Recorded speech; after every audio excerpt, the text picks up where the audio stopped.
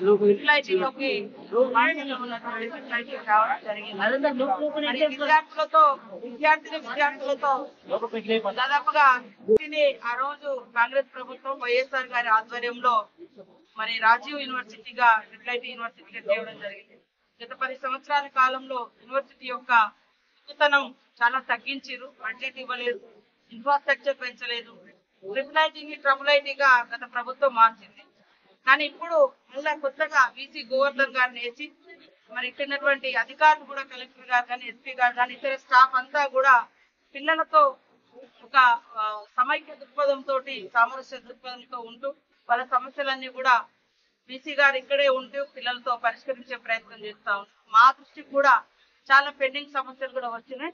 వెంటనే వీలైనంత వరకు ఆ సమస్యలు పరిష్కరించి ఈ బాసర యూనివర్సిటీ యొక్క గొప్పతనం మసకబారే పరిస్థితి నుంచి మరి ప్రపంచానికి అద్భుతమైనటువంటి స్టూడెంట్స్ నుంచి అందియాలంటే వాళ్ళు ఆరోగ్యంగా ఆనందంగా ఉండాలి. కాబట్టి వాళ్ళ ఆనందం కోసం, ఆరోగ్యం కోసం, క్వాలిటీ ఎడ్యుకేషన్ కోసం వాళ్ళు కావాల్సినటువంటి సమస్యలు చెప్పిండ్రు. వాటిని తొందరలోనే సీఎం దృష్టికి తీసుకెళ్లి పరిష్కరిస్తాం. ఇమీడియట్లీ ఇక్కడ వాళ్ళకు అవసరాన్ని బట్టి ఒక 1 crore రూపీస్ కూడా మేము ఇప్పుడు కేటాయించడం జరిగింది.